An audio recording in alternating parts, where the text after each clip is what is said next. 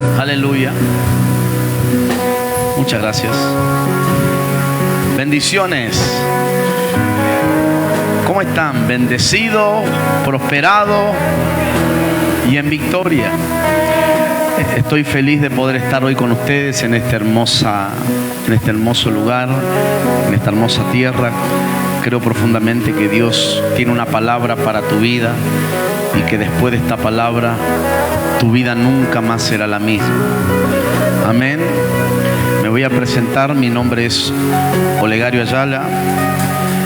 Vengo de Argentina. Estoy acompañado de mi esposa. Voy a pedirle que se ponga de pie. Así la pueden conocer. Aleluya. Y también de nuestro bebé que está durmiendo. La vez pasada Camilo tenía 8 meses cuando los visitamos la primera vez y ahora ya tiene 1 año y 8 meses. O sea que hace 1 año que pasó. Tiempo se va, ¿verdad? Y estamos felices de poder estar nuevamente en este lugar, en esta tierra. Dios nos tiene desde hace varios años atrás con muchas actividades en Centroamérica. Pero es por causa de lo que Dios está anunciando, de lo que ya ha comenzado. La vez pasada yo estuve aquí y le hablé acerca del despertar que Dios trae para la iglesia. Le hablé acerca de la tristeza, cómo duerme al creyente y le roba la unción. Por eso usted tiene que despojarse de la amargura y aprender a vivir en el poder del gozo. Amén. Tengo 38 años de edad, aunque no parezco. Aleluya. Llevo 20 años caminando con Jesús de su mano. Mi esposa, ella es cristiana de cuna, pero yo no. Yo acepté a Jesús a los 18 años de edad y hoy tengo 38.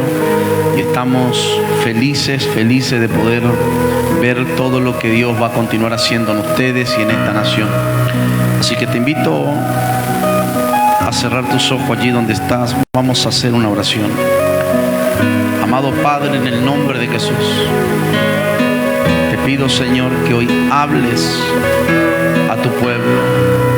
Te pido, Padre, en el nombre de Jesús, que hoy tu presencia se manifieste en esta casa. Te pido, Papá, en el nombre de Jesús, que tu presencia inunde nuestro corazón, que tu presencia nos guíe, que tu presencia se manifieste en este lugar, que tu presencia, Señor, restaure los corazones. Espíritu Santo, creemos que tú estás aquí. Manifiéstate en nosotros, manifiéstate en este pueblo. Te lo pedimos, Espíritu Santo, guíame, anula mi humanidad, dirígeme en cada palabra, usa mi vida conforme a tu voluntad. Te lo pido en el nombre del Padre, en el nombre de Jesucristo. Te lo pido, Espíritu Santo.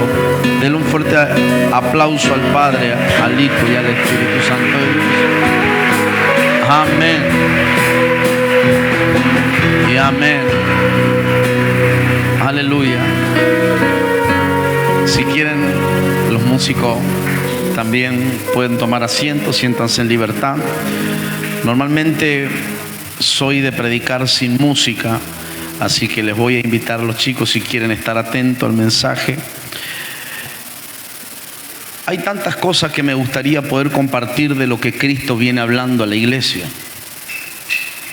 Y este es un mensaje que va a cambiar tu vida, es un mensaje profético de Dios para este tiempo. El título del mensaje de hoy está titulado, aleluya. Quiero que usted vaya rápidamente. El Señor me acaba de cambiar el mensaje, así que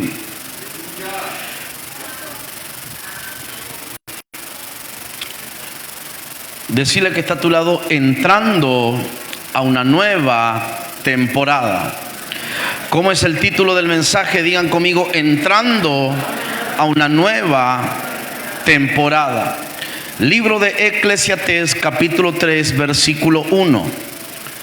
En el libro de Eclesiastés, capítulo 3, verso 1, dice lo siguiente: todo tiene su tiempo y todo lo que se quiere debajo del cielo tiene su hora. Cuando Salomón escribió este libro, hay algunas cosas que me llaman la atención de este escrito. Salomón dice, todo tiene su tiempo, pero luego dice, pero todo lo que se quiere debajo del cielo tiene su hora. Pero quiero comenzar analizando lo que significa la palabra tiempo, aquel primer término que Salomón usa, porque quiero decirte que no es lo mismo tiempo que hora. Hay una diferencia muy grande entre tiempo y hora. Cuando Dios crea y forma toda su creación, Dios establece todo lo creado y lo formado bajo una línea temporal invisible llamado tiempo. Y esa palabra tiempo es una palabra griega que viene de la palabra cronos.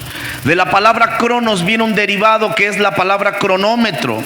Todos saben lo que es un cronómetro, ¿verdad? El cronómetro es un aparato que sirve para medir el tiempo. El cronómetro mide la milésima de segundo, los minutos y las horas. O sea que Dios establece todo lo formado y lo creado bajo una línea temporal invisible llamado cronos, un tiempo medible. Pero Dios no habita en el tiempo cronos, Dios habita en la eternidad, Dios habita en el Cairo. Dios es eterno, a Él no le puede afectar el tiempo, pero al hombre sí le puede afectar el tiempo. Y Salomón dice, todo tiene su tiempo. Nos está dando a entender de que si usted hoy siembra algo, hay un tiempo adecuado para poder cosechar. Usted sabe que un niño de 5 años no puede manejar un carro. Hay un tiempo donde ese niño llegará y estará probado para poder conducir un carro. O sea, todo tiene su tiempo.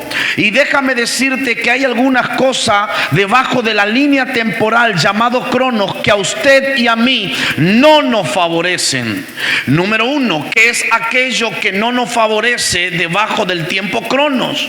Escúcheme lo que le voy a decir. Los días, los meses y los años que usted pierde debajo del tiempo cronos, no se puede recuperar. Número dos, lo segundo que le afecta a usted y a mí es que todo lo que está sujeto bajo la línea temporal crono se termina desgastando con el tiempo, se termina corrompiendo o corroyendo. Escúcheme, usted ve que hoy usted ya no tiene los mismos chocolates compactados que tenía a sus 18 años. Hoy a tus 30 y algo de años se te derritió. Usted se da cuenta que aunque sienta que su espíritu joven, usted ya comienza a caminar, como dice aquel cantante Piero, camina como el viento, camina lento. Entonces se da cuenta que el tiempo llamado cronos a usted y a mí en algunas cosas no nos favorece. Otra cosa es que también todo lo que nace en el tiempo cronos, todo lo que está sujeto en el tiempo cronos, tiene un principio y tiene un final, tiene vida y tiene muerte. Escúcheme. Pero hay algo que Salomón nos deja. Salomón nos deja como una palabra de esperanza para usted y para mí. Aunque todo lo que está sujeto bajo el tiempo crono se termina desapareciendo, corrompiendo y muriendo, Salomón nos dice, pero todo lo que se quiere debajo del cielo tiene su hora. Y ahí la palabra hora que utiliza Salomón es una palabra traducida que significa temporada. Decirle que está a tu lado, temporada. Aunque Dios sujetó todo lo creado y lo formado bajo el tiempo, hay algo que Dios quiere hacer en medio de tu tiempo, y es manifestar sus temporadas. Ahora, ¿qué es una temporada? Una temporada es una apertura del cielo. Es cuando Dios abre los cielos a tu favor y desde el cielo Él viene a la tierra para alterar el tiempo que usted está viviendo. ¿Cómo es el nombre de aquel evento que ocurre cuando Dios desciende del cielo a la tierra para alterar el tiempo en el que yo estoy viviendo? El nombre de ese evento es milagro. Digan conmigo, milagro, porque la palabra milagro significa alterar el curso natural de las cosas o alterar el orden natural de las cosas. Por eso usted puede estar viviendo 10 años de escasez, pero cuando vienes debajo del cielo, los cielos se abren a tu favor y Dios desciende del cielo a la tierra y ejecuta milagro económico sobre tu vida. Él altera la miseria, Él altera la escasez. Usted puede ir al médico, el médico te puede decir te queda 5 años de vida. Debajo del tiempo Él te está dictaminando que hay un momento donde la muerte vendrá. Pero cuando usted viene debajo del cielo, cuando los cielos se abren a tu favor, Dios trae una nueva temporada. Y en esa temporada lo que el médico te dijo, Él lo va a alterar. Digan conmigo temporada. ¿Qué es una temporada? ¿Cómo ocurren las temporadas? Escúcheme. Entonces una temporada es cuando Dios abre los cielos a tu favor para hacer 3 cosas. Número 1, para traer salvación sobre tu vida. Número 2, para traer grandes victorias sobre tu vida. Número 3, para derramar bendición hasta que sobreabunde en tu vida. ¿Qué diferencia hay entre tiempo y temporada? Anote, si trajo para anotar, tome apunte. Escúcheme. ¿Qué diferencia hay entre tiempo que habla Salomón y entre hora? ¿Qué diferencia hay entre tiempo y temporada? Anote, mientras en el tiempo todo se muere, en la temporada todo resucita. Escúcheme.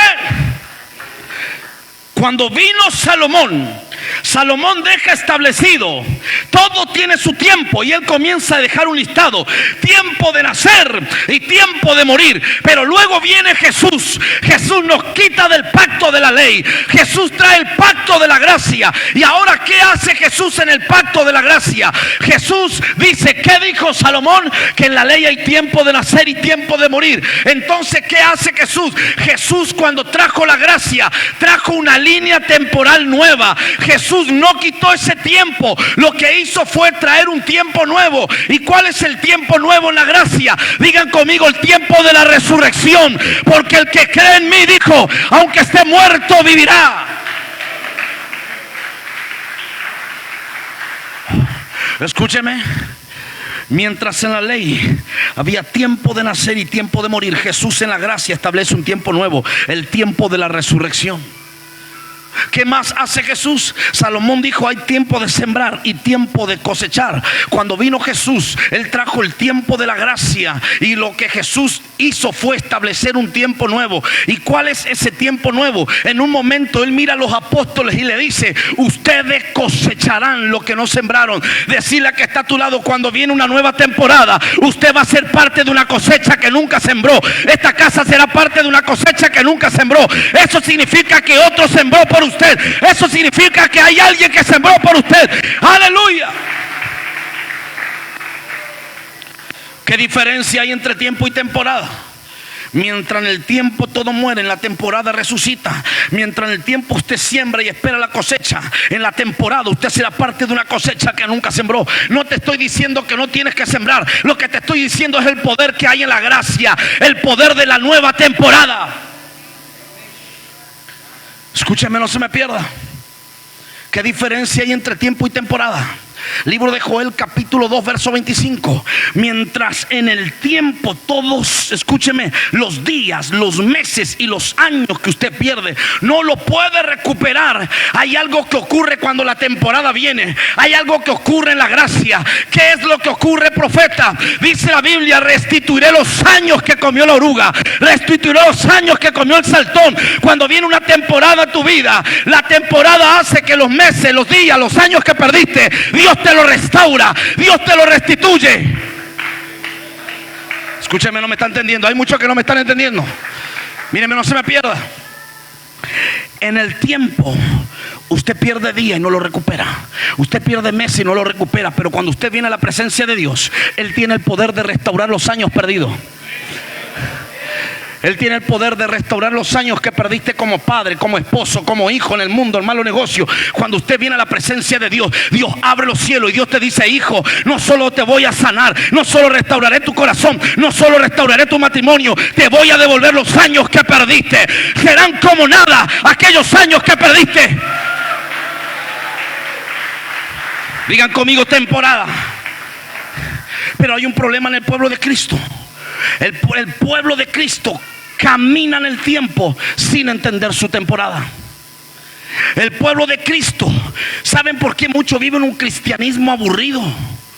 Porque muchos hicieron del cristianismo un sistema religioso, solamente de venir el domingo, escuchar un buen sermón, irte y seguir con tu vida normalmente, con esa vida que hasta a usted mismo le parece aburrida. Trabajar, pagar deuda, familia, trabajar. ¿Por qué? El problema del creyente es que cuando aceptó a Jesús, no le preguntó a Jesús cuáles son sus propósitos para su vida, cuál es la temporada para el 2026, cuál es la temporada para los siguientes años. Entonces el creyente camina un cristianismo aburrido, pero también camina como tratando de entender y comprender qué es lo que sucede alrededor de él. En el pueblo de Israel había una tribu llamada la tribu de Isaacar. Esta tribu solamente estudiaban los tiempos de Dios. La tribu de Isaacar no iban a la guerra si no era tiempo de guerra, no sembraban si no era tiempo de siembra. La tribu de Isaacar solamente manejaban los tiempos de Dios. Ellos iban a la guerra y obtenían la victoria. El problema del pueblo de Dios es que vive sin preguntarle a Dios los tiempos que tiene para su vida, los tiempos que tiene para su matrimonio, los tiempos que tiene para su familia, los tiempos que tiene para la iglesia. Escúcheme, la tribu de Isaacar sabía qué hacer, cómo hacer, cuándo hacer y con quién hacer. Porque cuando usted entiende los tiempos de Dios para su vida, usted sabe qué hacer, cómo hacer, con quién hacer y cuándo hacer. Pero cuando usted no entiende las temporadas de Dios, usted no va a saber qué hacer, cómo hacer, cuándo hacer y con quién hacer. Y usted va a vivir una vida aburrida y confusa. Escúchame, no se me pierda. Por eso, lo más peligroso en el infierno no es solo un cristiano ungido. Lo más peligroso para el infierno es un cristiano entendido en los tiempos. Porque un cristiano entendido en los tiempos puede meter a toda una nación dentro de una nueva temporada. Escúcheme.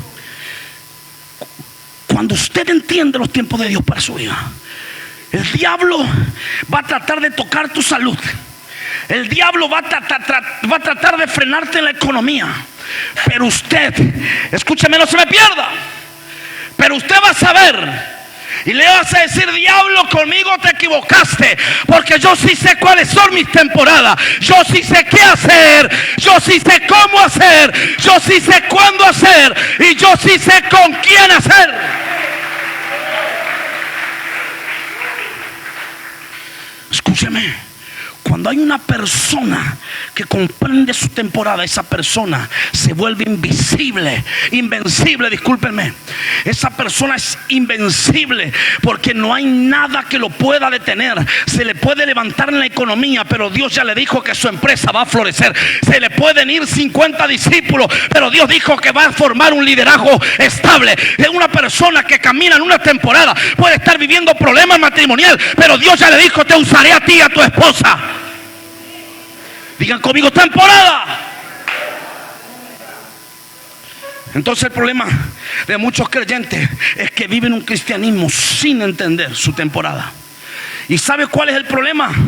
Es que cuando usted se convirtió, usted pasó una temporada, todo comenzó a florecer en esa temporada, pero las temporadas de Dios se tienen que ir renovando.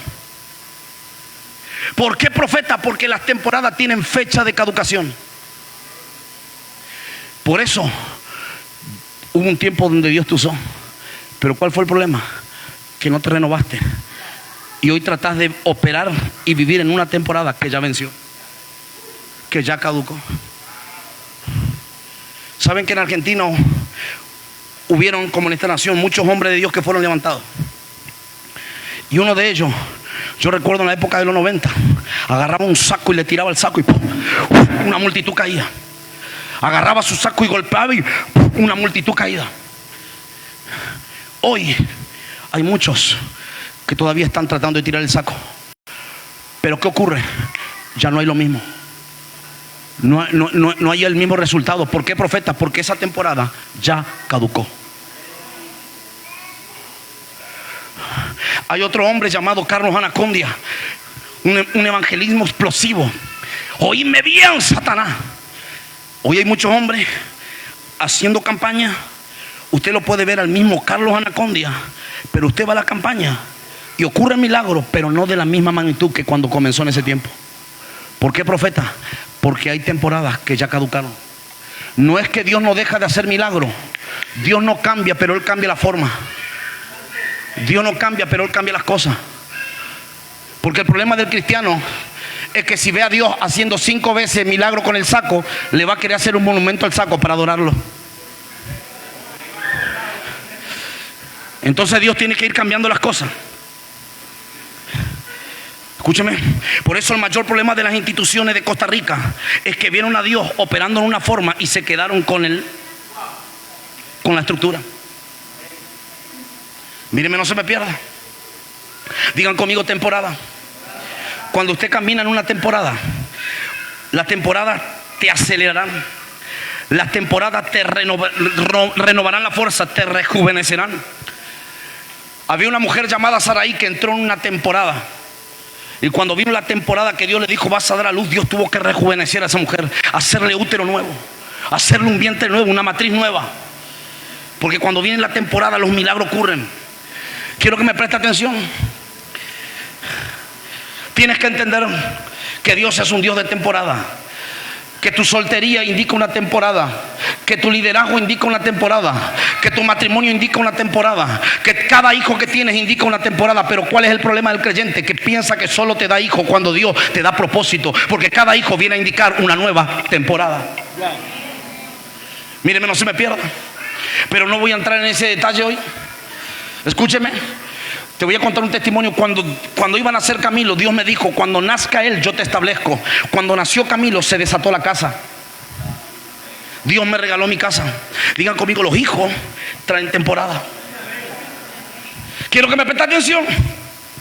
Entonces, hoy quiero mostrarte bíblicamente cómo vivir dentro de la gracia una nueva temporada. Porque usted no puede entrar en una temporada si no comprende cómo Dios en la gracia manifiesta su temporada. Libro de Génesis capítulo 2 verso 15. Libro de Génesis capítulo 2 verso 15. Aleluya, no se me pierda, no se me duerma, no se me distraiga.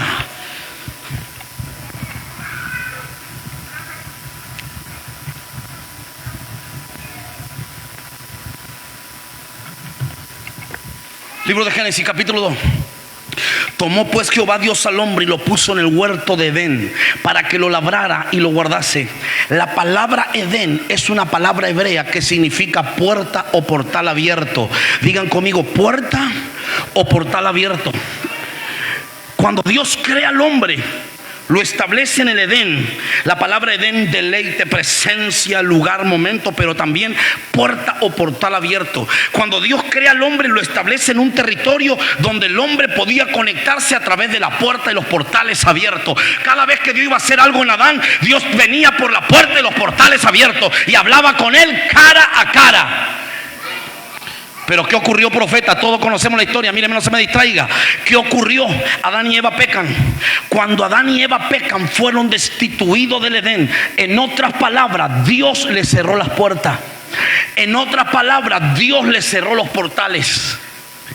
Pero a pesar de que Dios le cerró la puerta al hombre, Dios dijo algo. Porque Dios ama tanto a la creación que Dios, aunque le cerró la puerta y los portales abiertos al destituirlo al hombre del Edén, el amor y la misericordia de Dios hizo algo. ¿Qué hizo, profeta? Libro de Malaquías capítulo 3 verso 10. Libro de Malaquías capítulo 3 verso 10. Por favor, los ladrones, no se me asusten, no voy a hablar de diezmo. Míreme, no se me pierda. Libro de Malaquías capítulo 3 verso 10. Quiero que usted lea algo. Traed todos los diezmos del alfolí y haya alimento en mi casa. Y probadme ahora en esto, dice Jehová de los ejércitos, si no os abriré. Digan conmigo, las ventanas. Cuando Adán y Eva fueron destituidos del Edén, Dios le cerró las puertas, pero el amor y la misericordia de Dios hizo que le dejara ventanas. Digan conmigo, ventanas. El único profeta en la Biblia, si trajo para anotar, tome apunte. El último libro, óigame, no se me pierda, el último libro del Antiguo Testamento, Malaquías. El último profeta mencionado en el Antiguo Testamento, Malaquías. El único profeta que se dio cuenta que en los cielos había ventanas fue Malaquías. Ni siquiera Isaías, ni siquiera Jeremías, ni siquiera Ezequiel. Pero hay algo que Dios le mostró a Malaquías. Dios le mostró a Malaquías que en los cielos había ventanas. Pero Malaquías no solamente vio la ventana, Malaquías vio que la ventana tenía un propósito, que cuando se abría, dice que venía bendición hasta que sobreabunde. Malaquías no solamente se da cuenta el propósito de la ventana, Malaquías se da cuenta de que para que la ventana se abrieran había algo que lo activaba. Míreme, no se me pierda. ¿Sabe qué? En la ley Dios se comunicaba con el pueblo a través de ventanas. Te lo voy a decir de otra forma.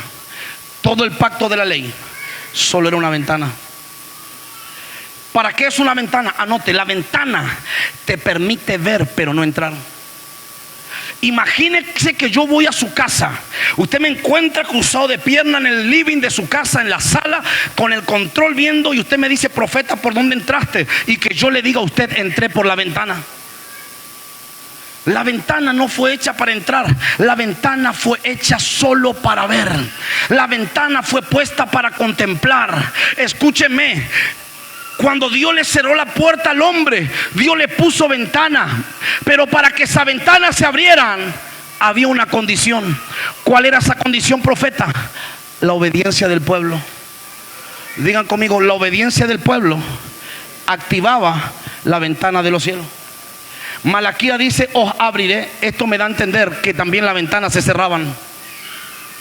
Si dice os abriré, me da a entender que se cierran. Anote lo que le voy a decir. La obediencia del pueblo activaba las ventanas de los cielos y las ventanas se abrían. Pero la desobediencia del pueblo cerraba la ventana. Te lo voy a decir de otra forma. Escúcheme, no se me pierda. La Biblia dice que Abraham vio nuestros días y se regocijó. ¿Por dónde vio Abraham nuestros días? Digan conmigo, por la ventana.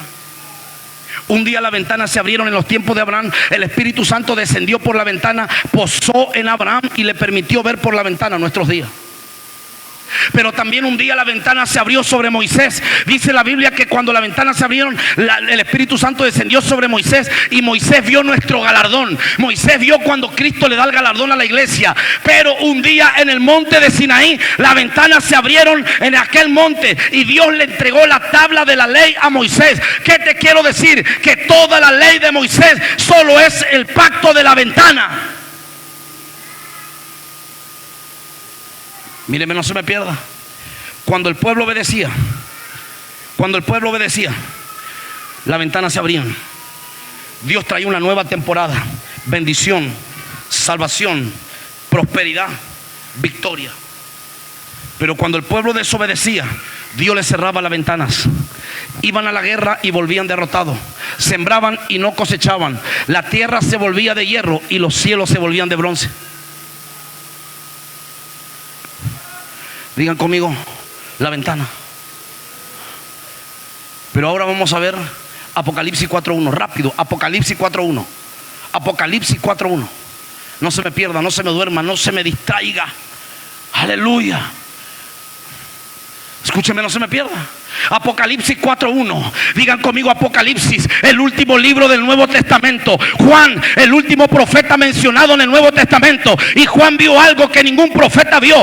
Dice la Biblia, después de esto miré y aquí una puerta abierta en el cielo. ¿Qué te quiero decir? Que el pacto de la ley era una ventana, pero el pacto de la gracia es una puerta. Que mientras Malaquías termina con ventana, Apocalipsis termina con puertas. Óigame, ¿Saben que me doy cuenta que no se les reveló lo que le estoy hablando? Te lo voy a decir de otra forma. Escúcheme, en el pacto de la ley, aunque Dios le cerró a Adán la ventana, Dios le dejó la puerta. Dios le estaba diciendo a los de la ley: a ustedes solo le permito ver desde afuera. Pero cuando vino Jesús, Jesús trae un pacto nuevo, el pacto de la gracia. ¿Sabe lo que hizo Jesús? Jesús quitó la ventana y colocó la puerta. Y ahora Jesús te dice: a ti te invito a entrar, a ti te invito a entrar. Ustedes pueden subir, a ustedes no se les permite ver desde afuera, a ustedes se les permite entrar y ver desde adentro. Óigame, no se me pierda. Escúcheme. ¿Saben que usted no puede entrar a una nueva temporada si primero no entiende que las temporadas en la gracia no son por ventanas, son por puerta? Digan conmigo: la ventana era para los de la ley. Cuando yo pertenecía al grupo de intercesión, yo me ponía a orar y le decía: Señor, abre la ventana de los cielos, Padre. Porque Malaquías, yo me imagino a Dios viéndome del cielo. ¿Qué, hijo? Que abra la ventana. Hijo, la ventana es para los de la ley. A ti, anda a ver lo que te abrí. Digan conmigo: después de esto vi una puerta abierta. A algunos se le está revelando en el espíritu, otros están mudos. Por eso usted tiene que leer Biblia. Escúchame, no se me pierda. Mírame, no se me pierda. Juan es el último profeta del Nuevo Testamento. Y Juan vio ventana. Mientras la Malaquías, el último profeta del Antiguo Testamento, disculpen, mientras Malaquías vio ventana, Juan en Apocalipsis vio puertas. Escúchame, no se me pierda.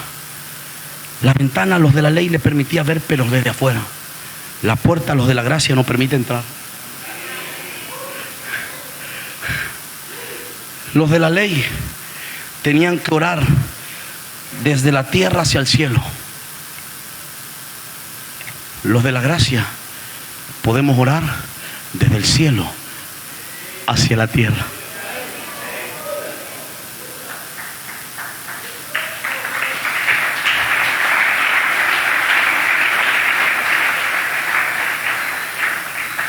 Profeta, ¿cómo es orar desde el cielo hacia la tierra?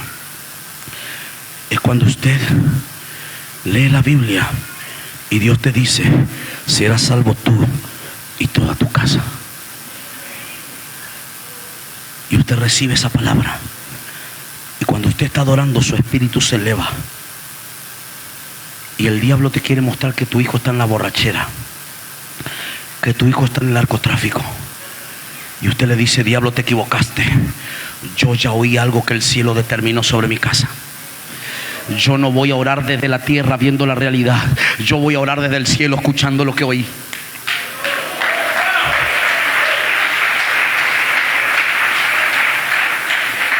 Entonces su manera de orar no es: Padre, saca a mi hijo de la droga que estoy triste. Su manera de orar es: Satanás, te equivocaste. Ese es un profeta de Dios. Porque yo y mi casa serviremos a Jehová. Porque no tienes arte ni parte. Porque no me sobrevendrá mal y ninguna plaga tocará mi morada. Tendrás que irte porque no te voy a ceder territorio. Escúcheme. El Padre les dijo a los de la ley: ustedes solo pueden ver desde afuera, pero ustedes en la gracia entren, vean desde adentro. Por eso dice que Juan escuchó una voz que le dijo: ven y decirle al que está a tu lado: a partir de hoy vas a dejar de ver desde afuera, te vas a elevar en el espíritu, vas a subir. Escúchame. ¿Saben por qué es importante el ministerio profético? Porque el ministerio profético viene a dimensionarte. En un momento Eliseo tenía un criado que estaba viendo los enemigos, pero el profeta estaba viendo los cielos. Aleluya. Entonces Dios tiene que enviar un profeta para ponerte la mano para que veas los cielos, para que veas los carros de fuego, los ángeles con espada de vainada de fuego. Escúchame, quiero que me preste atención. ¿Qué diferencia hay entre la ventana y qué diferencia hay entre la puerta? Antes de entrar a explicarte eso, quiero que usted pueda ver que Dios tenía un deseo en la ley. Y ese deseo le contó a un profeta llamado Isaías. ¿Cuál era el deseo de Dios en la ley? Isaías 60:11. Isaías 60:11. Rápido, no se me duerma. Escúcheme. Isaías 60:11. ¿Qué dice Isaías 60:11? Escúcheme.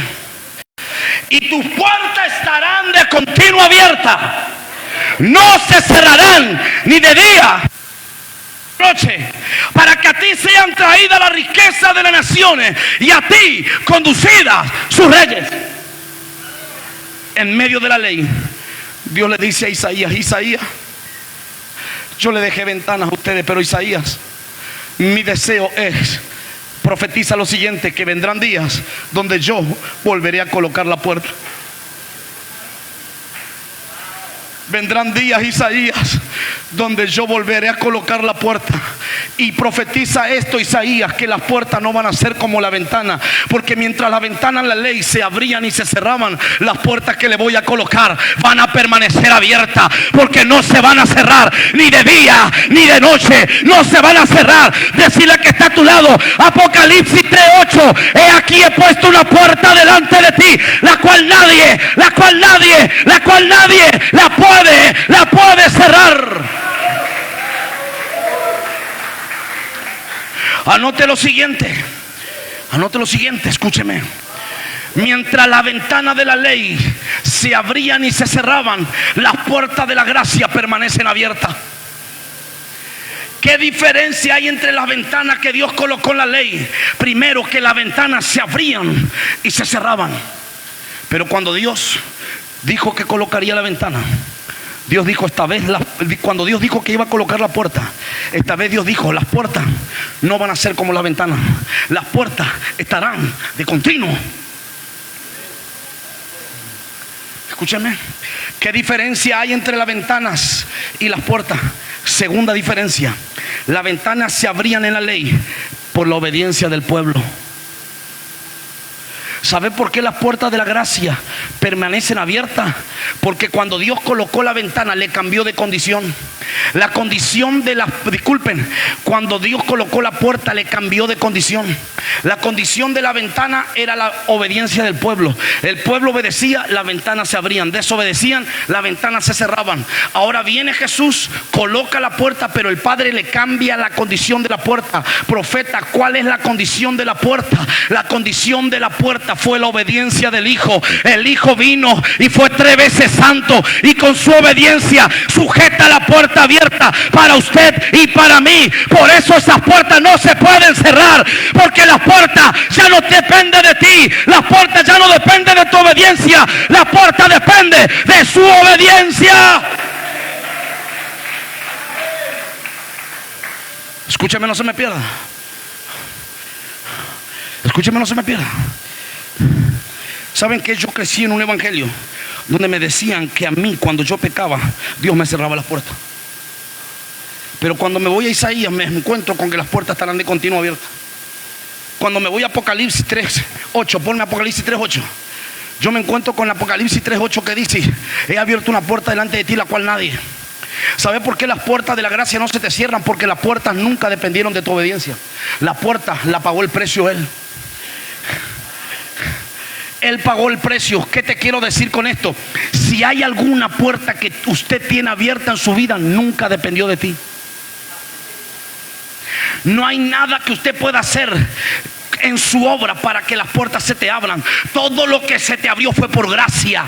Todo lo que usted ve abierto en el ministerio, en tu matrimonio, en tu familia, en tu negocio, en tu empresa, todas las puertas que usted ve por gracia, es porque Él, con su obediencia, la sujeta abierta.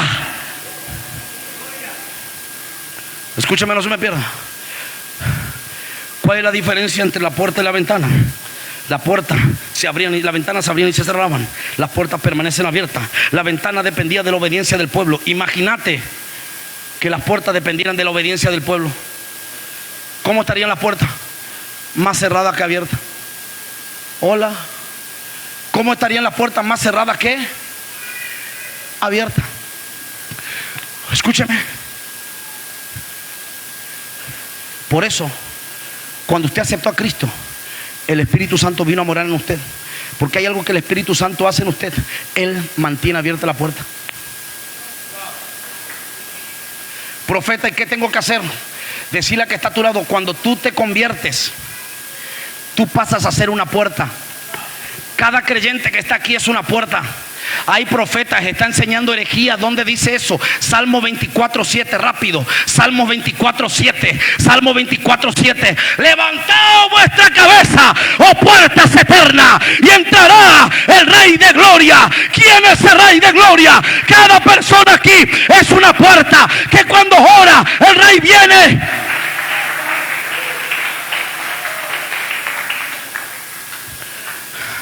Todo el tiempo la puerta de la salvación a tu casa fuiste tú y no te diste cuenta.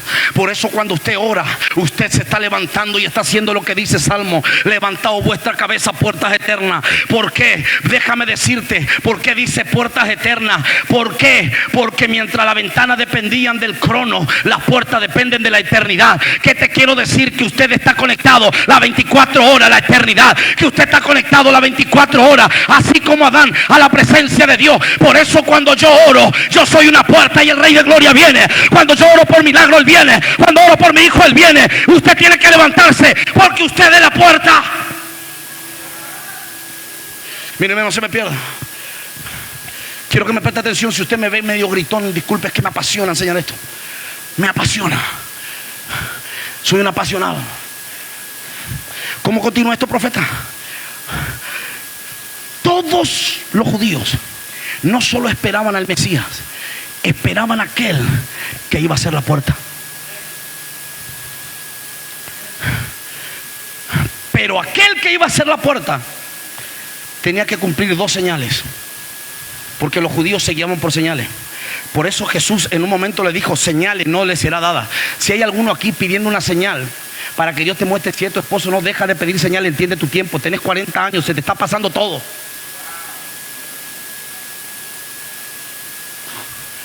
Hola, deja de pedir señal. Los judíos se guiaban por señal. ¿Y qué dijo Jesús? Señal no les será.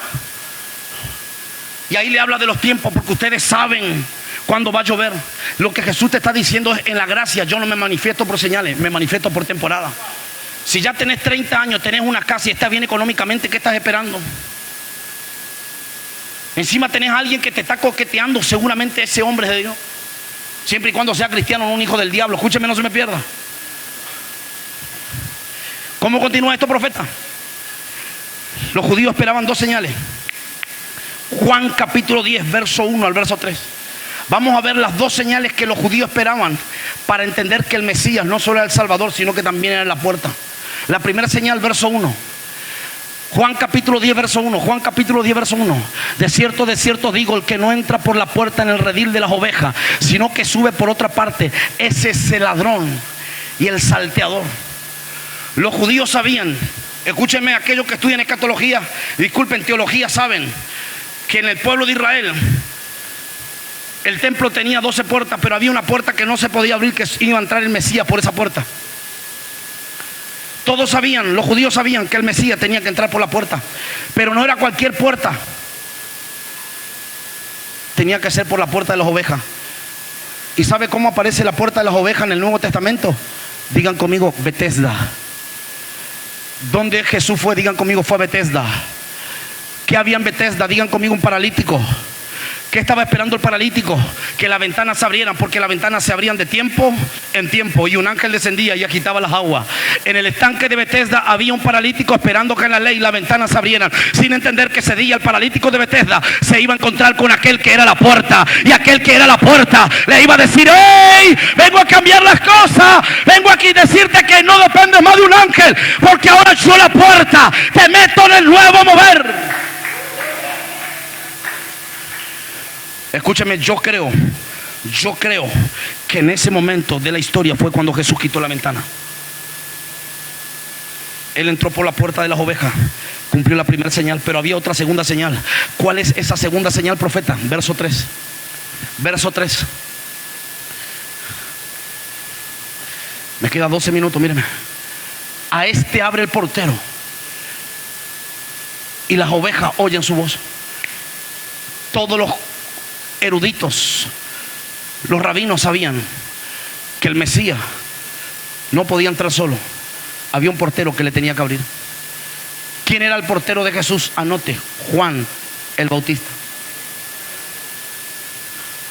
Digan conmigo: a este abre el portero. ¿Saben por qué abre el portero? Porque el único que caminaba con puertas abiertas en ese tiempo era Juan. Nadie caminaba con cielos abiertos, solo Juan. Te voy a decir algo: ni siquiera Jesús caminaba con cielos abiertos. Por eso, cuando llegó Jesús a Juan, Jesús le dijo en nuestro idioma: Juan, me tienes que abrir la puerta. Juan, tú caminas con cielos abiertos, me tienes que abrir la puerta. Yo no puedo caminar con cielos abiertos, Juan, si tú no me abres la puerta.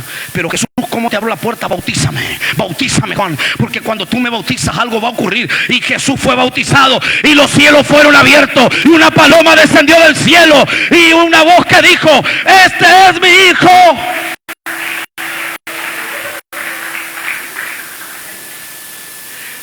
Cuando Jesús fue bautizado, los cielos fueron abiertos, las puertas fueron abiertas, y ahora el Espíritu Santo vino sobre Jesús. Y desde ese momento Jesús podía ver lo que el Padre hacía en el cielo y Él lo ejecutaba en la tierra. Escúcheme, ahora Jesús cumplió las dos señales. Jesús dice: le voy a decir de una vez a todos estos quién soy. Verso 9. Yo me imagino a Jesús después de que cumplió las dos señales, reído ahí. Le voy a decir a esto quién soy. Y en el verso 9, mirándole a los judíos, mirándole a los fariseos, le dijo: yo soy la puerta. Después de cumplir las dos señales, Él le dijo: yo soy la puerta. El que por mí entrare será salvo.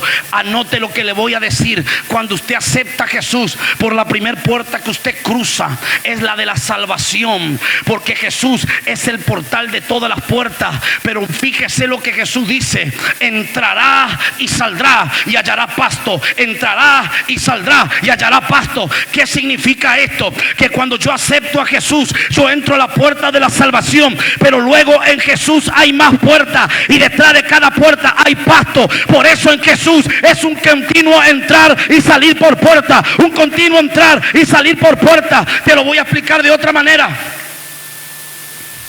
Usted acepta a Jesús, usted pasa a la sala de la salvación, pasó la puerta, pero hay más puertas. El milagro para tu hijo: entrará y saldrá y hallará pasto. La revelación para el ministerio: entrará y saldrá y hallará pasto.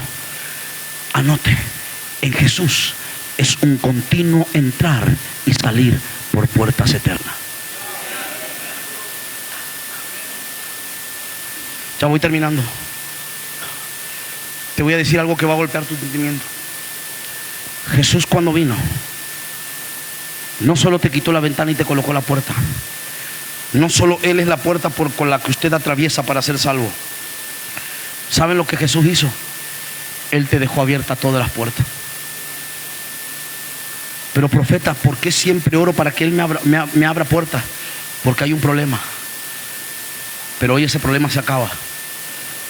Cuando Jesús te abrió todas las puertas, la única puerta que dejó abierta las 24 horas del día fue la de la salvación. Pero todas las otras puertas Él te las abrió. ¿Pero qué hizo? Te las dejó bajo llaves. ¿Qué te quiero decir? Que la iglesia vive golpeando las puertas sin usar las llaves.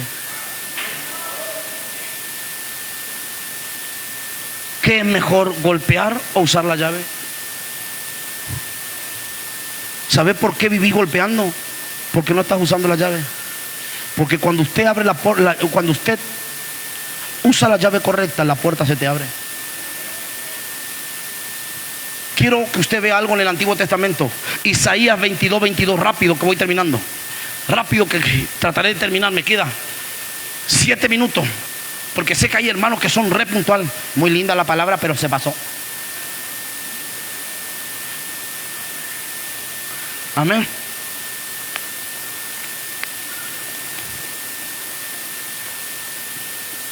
Isaías 22:22. Dios le dice a Isaías: profetiza. y pondré la llave de la casa de David sobre sus hombros. Y abrirá y nadie cerrará. Y cerrará y nadie abrirá. Te lo explico en un minuto el contexto de ese texto. Escúcheme. Todos los reyes monárquicos tenían un hombre de máxima autoridad después del rey, que era la mano derecha del rey. Ese hombre era el hombre de mayor confianza del rey. Ese hombre era el llavero del rey. Porque el llavero del rey cargaba con todas las llaves del reino. El llavero del rey podía entrar a cualquier puerta, a cualquier habitación del reino. Cuando el rey quería abrir una puerta, mandaba a llamar al llavero. Escúcheme. El nombre del llavero era Padre. Entonces, en ese tiempo, el llavero, en ese tiempo deshonró a Dios.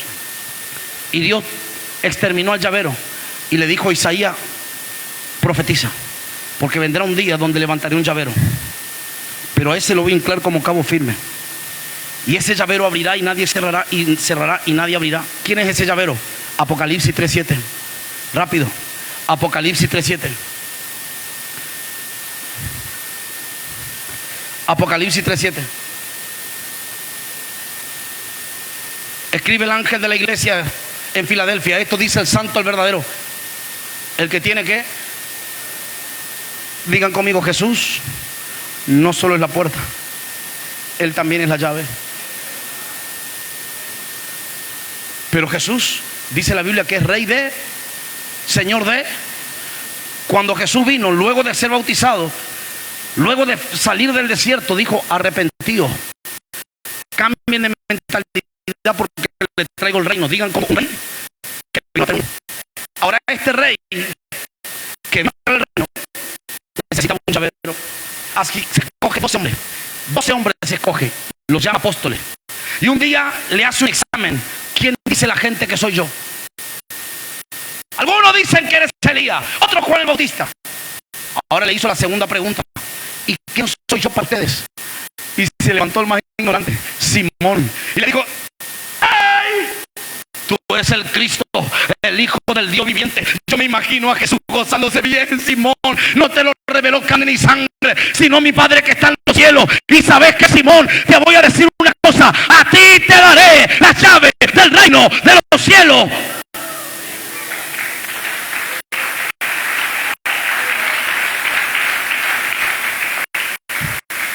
Digan conmigo: todo rey necesita un llavero. Y Dios le dio la llave a Pedro. Pero Pedro representa a la iglesia. La iglesia tiene la llave. Escuchen y anoten lo que les voy a decir. La puerta representa el acceso, pero la llave representa el mover. Hay personas que confunden el propósito de la puerta, porque cuando quieren un nuevo mover, oran para que Dios le abra una puerta. La puerta no trae el mover. La puerta solo es el acceso. Lo que trae el mover es la llave. Por eso cuando vino el Espíritu Santo en el Pentecostés, todos los otros apóstoles, ninguno de ellos se levantó. ¿Por qué? Porque ellos no tenían la llave. El único que tenía la llave era Pedro. Y cuando Pedro se levanta, abrió los cielos y vino el evangelismo. Ganó 3,000, ganó 5,000. Pedro se vuelve a levantar, usa la llave, hasta con su sombra sanaba enfermo. Pedro vuelve a usar la llave y vino la gracia para los gentiles. ¿Por qué? Porque la llave es el nuevo mover que Dios va a traer en esta casa. La llave es el nuevo mover que Dios va a traer en tu vida.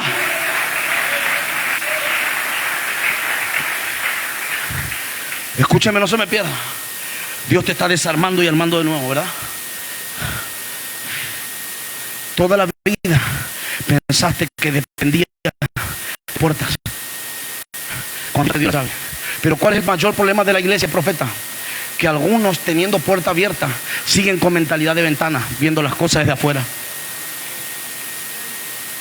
¿Cuál es el problema de la iglesia, profeta? Que algunos, teniendo la puerta abierta, no entran por ella, prefieren ver desde afuera. ¿Cuál es el problema de la iglesia, profeta? Que otros tienen tanto conocimiento, tienen cargada tanta llave, pero no saben cómo activarla. ¿De qué te sirve tanto título de teología?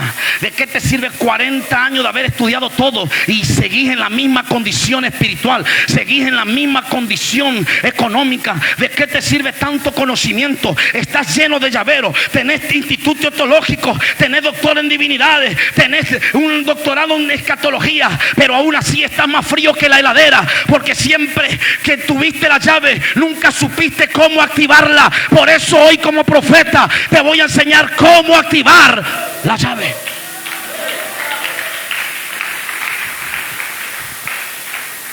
Míreme, porque ya terminé.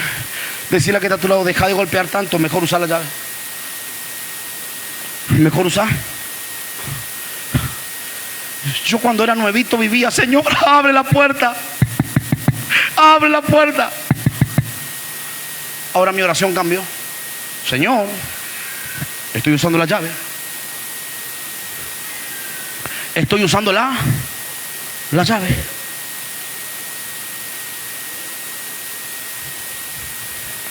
Míreme, no se me pierda. Profeta, ¿qué son las llaves? Anote. ¿Qué son las llaves? Anote, que ya terminé el mensaje, pero escúcheme, anote. ¿Qué son las llaves? Los principios de su palabra. Escúchenme los jovencitos, yo a los 18 años activé una llave. ¿Cuál es esa llave que activé teniendo 18 años? Saben, yo hoy a mis 38 años me considero un hombre exitoso. ¿Me va bien? Por su misericordia y gracia me va bien. Tengo una hermosa esposa con esta cara. Míreme, no se me pierda. Tengo un hermoso hijo, viajo por el mundo, Dios me sostiene económicamente. Pero cuando era joven tuve que usar una llave. ¿Y cuál es la llave, profeta? Honra a tu padre y a tu madre para que te vaya bien en la vida y tengas larga vida sobre la tierra.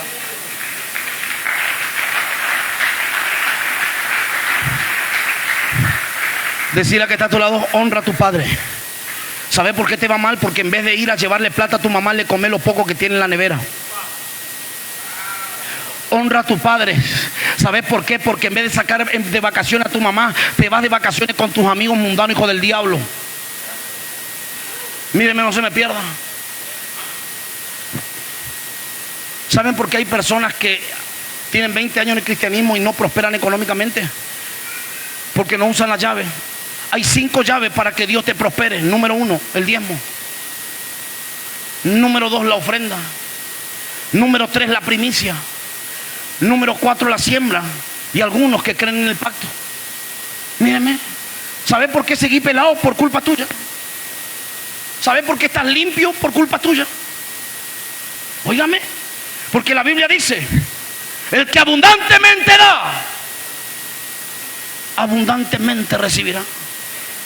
Pero el que escasamente da, la monedita ahí para que no se escuche el ruidito,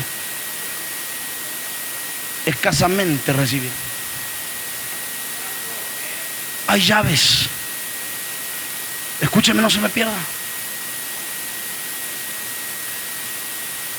Escúcheme lo que son mezquinos. No voy a hablar de ofrenda, pero había un hombre que era mezquino en la Biblia. Y vino otro hombre y se quedó con su esposa, se quedó con su casa y se quedó con sus cosas.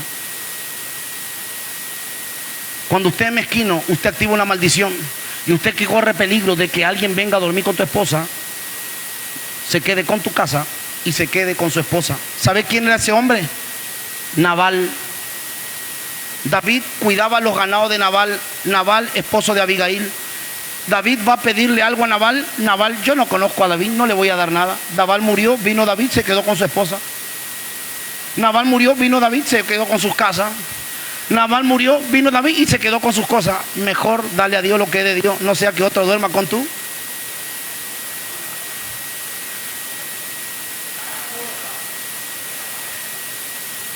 Se fueron los amenes, por eso yo ofrendo. Yo le digo: Señor, toma mi ofrenda, cuida a mi chamaca, que no se me acerque nadie, Padre. Míreme, no se me pierda. Digan conmigo: los principios de la palabra son llaves. Número 2, ¿cuáles son las llaves, profeta? La revelación de la palabra. Cuando usted lee un texto y se te ilumina, eso es una llave. Escúcheme. Número 3, la voz de Jesús. Apocalipsis 4:1 en la pantalla. Apocalipsis 4:1. La voz de Jesús es una llave. Mire lo que dice Juan. Después de esto miré y aquí una puerta abierta en él. Juan estaba en la tierra, la puerta estaba en él. Era imposible que Juan de la tierra subiera al... Pero hubo una, digan conmigo, llave, que le dijo, ven. La voz de Jesús es una llave, pero esta llave es diferente a todas las otras. ¿Por qué? Porque esta llave es para llevarte a una nueva dimensión espiritual, a una nueva dimensión de gobierno y a una nueva dimensión de posición espiritual, de territorial y de autoridad. ¿Sabe qué, pastor? Hay muchos que quieren ser pastor cuando Dios nunca lee. Hay muchos que quieren ser profeta cuando Dios nunca lee. Esas dimensiones solamente entras cuando Él te...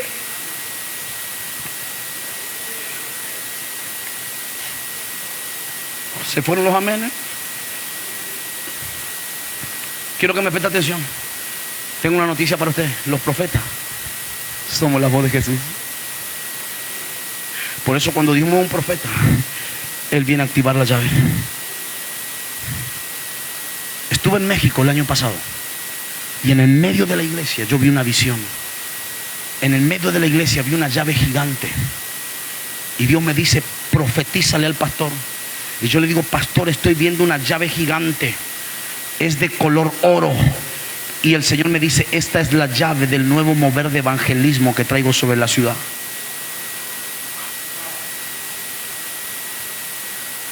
Cuando voy a profetizar sobre la gente, Dios me muestra llaves.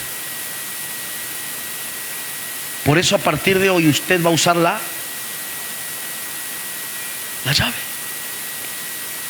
Señor, voy a usar la llave. Deje de golpear tanto. Si Dios te dice ora, que la oración es una llave, el ayuno es otra llave, la intercesión es otra llave, la adoración es otra llave. Hay puertas por las que yo he podido ingresar por adorar. ¿Sabe que la mayor manifestación yo la viví en la adoración? Yo había leído Buenos Días Espíritu Santo de Benny Hinn. Comencé 1 año y medio buscando ver al Espíritu Santo. Me encerraba horas a adorar hasta que un día adorando veo una puerta gigante que se abre y a lo lejos el Espíritu Santo. Ese día Él entró a mi habitación y yo caí. Tenía 19 años cuando viví la manifestación del Espíritu Santo. Yo lo pude ver. De oías te oía, mas ahora mis ojos te ven. Bienaventurados los de limpio corazón, porque ellos verán a Dios.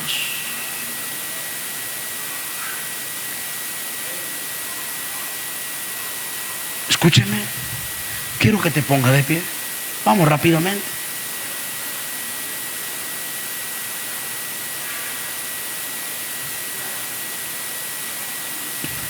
Usted y su esposa, nunca comienzo profetizando por el pueblo si primero no oro por los pastores, porque todos los moveres siempre comienzan por la cabeza. Eso es un principio que manejo como profeta.